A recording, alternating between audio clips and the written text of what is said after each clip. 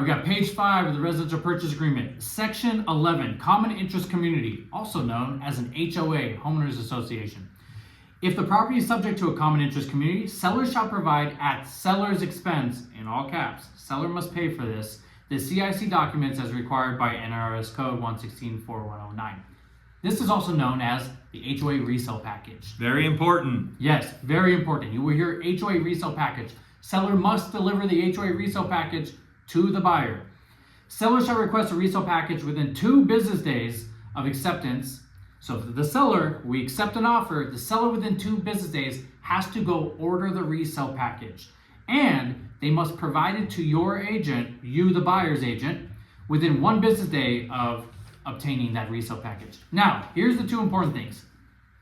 The buyer may cancel this agreement without penalty and get their earnest money back until midnight of the 5th calendar day following the date that they received the HOA resale package. This means the buyer has 5 days from when they get the HOA resale package. What is the resale package?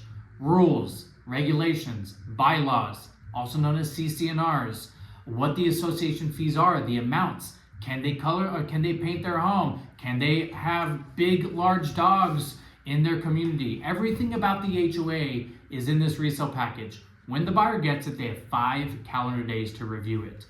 If they do not agree with any of the HOA rules, regulations, or bylaws, they can cancel without penalty within those 5 days. Maddie, when does that 5 days start? Who signs on behalf of receipt of that resale package? The buyer's agent signs on behalf of the receipt. So you as the buyer's agent, you receive the HOA resale package on August 10th, and you're busy out doing things, and you're going to a show that night, and you send it to them on the 11th. You just wasted 1 day of their review period. There you go. So the second that you get that resale package from the seller, direct it over to your buyer and say, here's the resale package. Please review it. Ask me if you have any questions.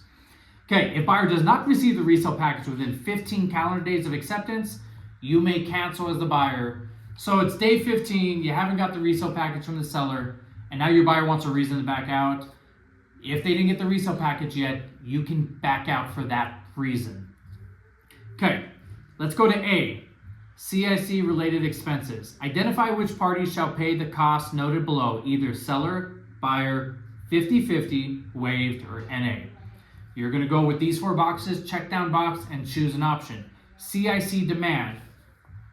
Normally, the CIC demand is paid for by the seller. This is just the HOA telling the title company if there are any dues owed and if there are any liens on the property or fines based from the HOA. So usually you would check seller, final inspection fee. This also, I guess, would be a seller checked box. I don't think a final inspection fee happens a lot, but if there is, usually the seller would pay for it. You can check buyer as well, but I check seller most of the time.